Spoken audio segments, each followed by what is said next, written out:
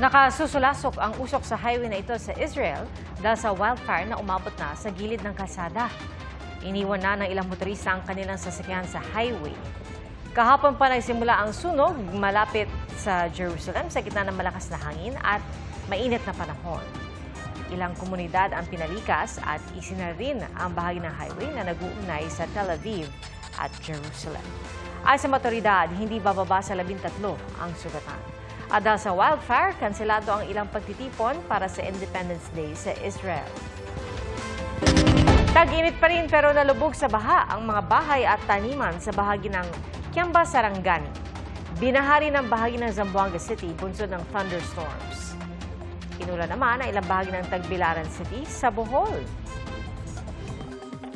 Base sa datos ng Metro Weather, makararanas ng pag-ulan ang malaking bahagi ng Luzon bukas ng tanghali. At halos buong Visayas at Mindanao naman ang uulanin simula tanghali hanggang gabi. Posible rin ang pag-ulan sa Metro Manila pagdating ng hapon. Ay sa Pag-asa, may bagong low-pressure area sa loob ng Philippine Area of Responsibility.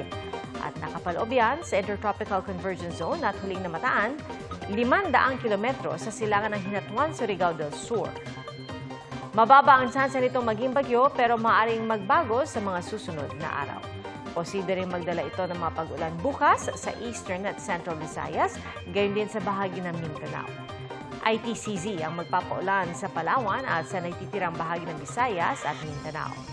Ang easterlies naman magdudulot pa rin ng mainit na panahon at mahigit 20 lugar ang makararanas ng danger level na heat index bukas.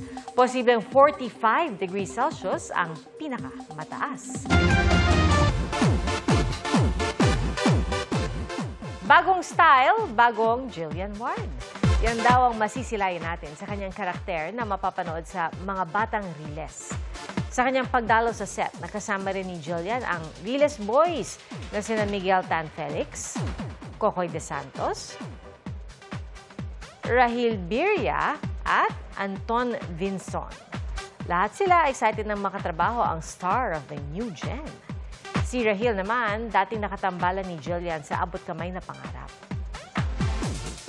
Masaya ka pa or disappointed ka? Saya. Sobrang saya. Masaya din sila, oh. Tanong mo din sila, masaya ba kayo?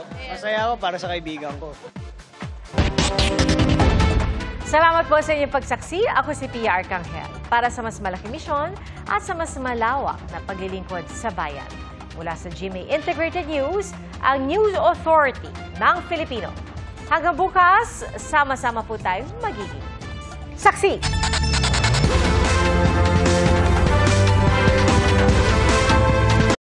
Mga kapuso, maging una sa saksi. Mag-subscribe sa GMA Integrated News sa YouTube para sa iba't ibang balita.